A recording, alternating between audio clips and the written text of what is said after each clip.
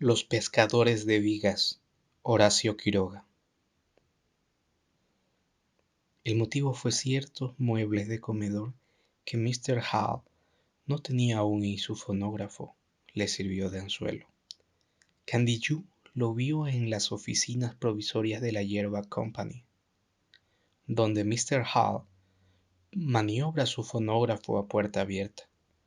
Candiyú, como buen indígena, no manifestó sorpresa alguna, contentándose con detener su caballo un poco al través ante el chorro de luz y mirar a otra parte, pero como un inglés a la caída de la noche, en mangas de camisa por el calor y con una botella de whisky al lado, es 100 veces más circunspecto que cualquier mestizo.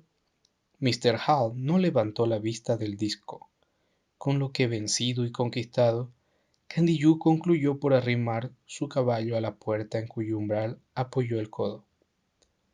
Buenas noches, patrón. Linda música. Sí, linda, repuso Mr. Hall. Linda, repitió el otro. ¿Cuánto ruido? Sí, mucho ruido, asintió Mr. Hall, que hallaba sin duda oportunas las observaciones de su visitante. Candiyú proseguía entre tanto. ¿Te costó mucho a usted, patrón? ¿Costó? ¿Qué? Ese hablero, los mozos que cantan. La mirada turbia e inexpresiva de Mr. Hall se aclaró. El contador comercial surgía. ¿O cuesta mucho? ¿Usted quiere comprar? Si usted quiere venderme, contestó, por decir algo, Candiyú, convencido de antemano de la imposibilidad de tal compra. Pero Mr. Hall proseguía mirándolo con pesada fijeza, mientras la membrana saltaba del disco a fuerzas de marchas metálicas. Vendo barato a usted, 50 pesos. Candiyú sacudió la cabeza y sonriendo al aparato y a su maquinista alternativamente. Mucha plata no tengo. ¿Usted qué tiene entonces? El hombre se sonrió de nuevo sin responder. ¿Dónde usted vive? Prosiguió Mr. Hall, evidentemente decidido a desprenderse de su gramófono. En el puerto. Ah, yo conozco a usted. Usted se llama Candiyú. ¿Me llama? Y usted pesca vigas. A veces, alguna viguita sin dueño. Vendo por vigas. 3 vigas aserradas. Yo mando carreta. ¿Conviene? Candiyú se reía. No tengo ahora. ¿Y esa maquinaria tiene mucha delicadeza? No, botón acá y botón allá, yo enseño. ¿Cuándo tiene madera? ¿Alguna creciente? Ahora ha de venir una. ¿Y qué palo querés usted? ¿Palo rosa conviene? Am, no, baja ese palo casi nunca, mediante una creciente grande solamente. Lindo palo. ¿Te gusta palo bueno a usted? Y usted lleva buen gramófono. Conviene. El mercado prosiguió a son de cantos británicos, el indígena esquivando la vía recta y el contador acorralándolo en el pequeño círculo de la precisión. En el fondo, y descontados el calor y el whisky, el ciudadano inglés no hacía un mal negocio, cambiando un perro gramófono por varias docenas de bellas tablas, mientras el pescador de vigas, a su vez, entregaba algunos días de habitual trabajo a cuenta de una maquinita prodigiosamente ruidera, por lo cual el mercado se realizó a tanto tiempo de plazo. Candiyú vive en la costa del Paraná desde hace 30 años, y si su hígado es aún capaz de eliminar cualquier cosa después del último ataque de la fiebre en diciembre pasado, debe vivir aún unos meses más. Pasa ahora los días sentados en su catre de varas, con el sombrero puesto, solo sus manos, lívidas arpas veteadas de verde que penden inmensa de las muñecas, como proyectadas en primer término de una fotografía. Se mueven monótonamente sin cesar, con temblor del oro implume. Pero en aquel tiempo Candiyú era otra cosa. Tenía entonces por oficio honorable el cuidado de un bananal ajeno y poco menos lícito el de pescar vigas.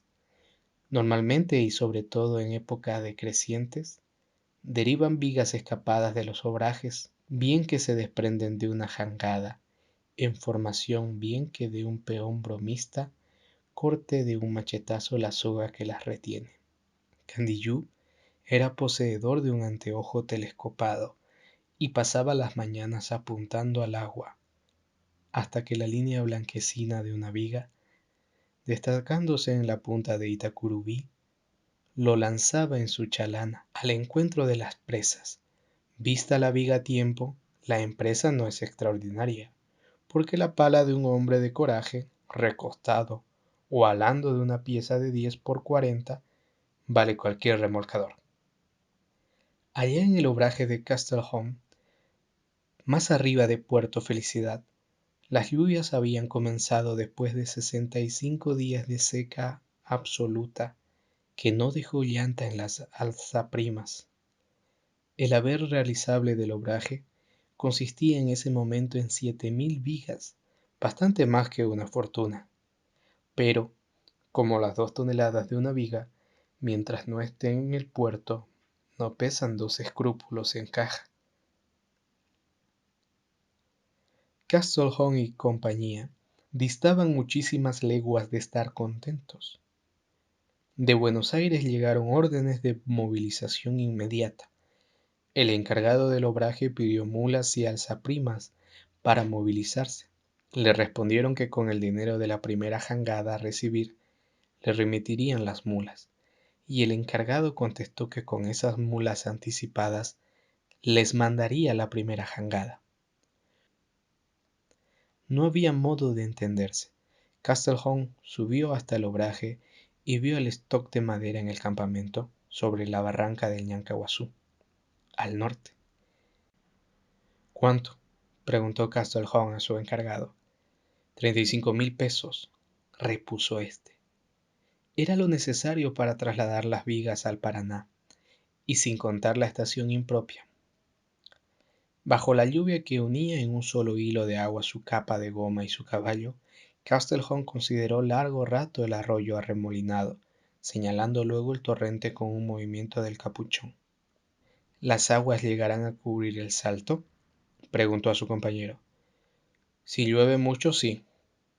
¿Tiene todos los hombres en el obraje? Hasta este momento esperaba órdenes suyas.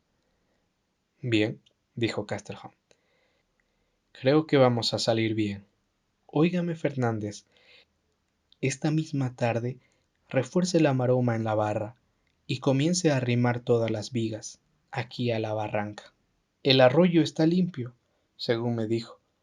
Mañana de mañana bajo a Posadas y desde entonces con el primer temporal que venga, eche los palos al arroyo, ¿entiende? Una buena lluvia. El mayordomo lo miró abriendo cuanto pudo los ojos.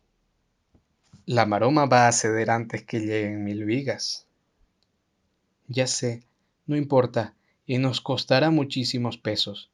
Volvamos y hablaremos más largo. Fernández se encogió de hombros y silbó a los capataces. En el resto del día sin lluvia pero empapados en calma de agua, los peones tendieron de una orilla a otra en la barra del arroyo las cadenas de vigas, y el tumbaje de palos comenzó en el campamento. Castlehome bajó a Posadas sobre un agua de inundación que iba corriendo 7 millas, y que al salir del Guaira se había alzado 7 metros la noche anterior. Tras la sequía, grandes lluvias. A mediodía comenzó el diluvio y durante 52 horas consecutivas el monte tronó de agua. El arroyo, venido a torrente, pasó a rugiente avalancha de agua roja. Los peones calados hasta los huesos, con su flacura en relieve por la ropa pegada al cuerpo, despeñaban las vigas por la barranca. Cada esfuerzo arrancaba un unísono grito de ánimo, y cuando la monstruosa viga rodaba dando tumbos y se hundía con un cañonazo en el agua, Todos los peones lanzaban su ¡ah y jú! De triunfo, y luego los esfuerzos malgastados en el barro líquido, la zafadura de las palancas, las costaladas bajo la lluvia torrencial y la fiebre. Bruscamente, por fin, el diluvio cesó. En el súbito silencio circunstante se oyó el tronar de la lluvia, todavía sobre el bosque inmediato, más sordo y más hondo, el retumbo del Ñancahuazú. Algunas gotas, distanciadas y livianas, caían aún del cielo exhausto, pero el tiempo proseguía cargado sin el más ligero soplo. Se respiraba agua, y apenas los peones hubieran descansado un par de horas, la lluvia recomenzó. La lluvia a plomo maciza y blanca de las crecidas. El trabajo urgía. Los sueldos habían subido valientemente, y mientras el temporal siguió, los peones continuaron gritando, cayéndose y tumbando bajo el agua helada. En la barra del Ñancahuazú, la barrera flotante contuvo gimiendo a muchos más, hasta que al empuje incontenible de las vigas que llegaban como catapultas contra la maroma, el cable cedió. Candiyú observa el río con su anteojo, considerando que la creciente actual, que allí en San Ignacio había subido 2 metros más el día anterior, llevándose por lo demás su chalana. Sería más allá de Posadas formidable inundación. Las maderas habían comenzado a descender, cedros o poco menos, y el pescador reserva prudentemente sus fuerzas. Esa noche el agua subió 1 metro aún, y a la tarde siguiente Candiyú tuvo la sorpresa de ver en el extremo de su anteojo una barra, una verdadera tropa de vigas sueltas que doblaban la punta de Itacurubí, madera de lomo blanquecino y perfectamente seca. Allí estaba su lugar. Saltó en su guabiroba y paleó al encuentro de la casa. Ahora bien, en una creciente del Alto Paraná se encuentran muchas cosas antes de llegar a la viga elegida. Árboles enteros, desde luego, arrancados de cuajo y con las raíces negras al aire, como pulpos, vacas y mulas muertas, en compañía de un buen lote de animales salvajes ahogados, fusilados o con una flecha plantada aún en el vientre. Altos conos de hormigas amontonadas sobre un raigón, algún tigre tal vez, camalotes y espuma a discreción, sin contar, claro está, las víboras. Candiyú esquivó, derivó, tropezó y volcó muchas veces más de las necesarias hasta llegar a su presa. Al fin la tuvo. Un machetazo puso al vivo la veta sanguínea del palo rosa, y recostándose a la viga pudo derivar con ella oblicuamente algún trecho. Pero las ramas, los árboles pasaban sin cesar arrastrándolo. Cambió de táctica, enlazó a su presa y comenzó entonces la lucha muda y sin tregua, echando silenciosamente el alma a cada palada. Una viga derivando con una gran creciente lleva un impulso suficientemente grande para que 3 hombres titubeen antes de atreverse con ella. Pero Candiyú unía a su gran aliento 30 años de piratería sean río bajo o alto, y deseaba además ser dueño de un gramófono. La noche que caía ya le deparó incidentes a su plena satisfacción. El río a flor de ojo casi corría velozmente con untuosidad del aceite. A ambos lados pasaban y pasaban sin cesar sombras densas. Un hombre ahogado tropezó con la guabiroba. Candiyú se inclinó y vio que tenía la garganta abierta. Luego visitantes incómodos, víboras al asalto, las mismas que en las crecidas trepan por las ruedas de los vapores hasta los camarotes. El hercúleo trabajo proseguía. La pala temblaba bajo el agua, pero el remero era arrastrado a pesar de todo. Al fin se rindió, cerró más el ángulo del abordaje y sumó sus últimas fuerzas para alcanzar el borde de la canal, que rozaba los canteles del Teyucuaré.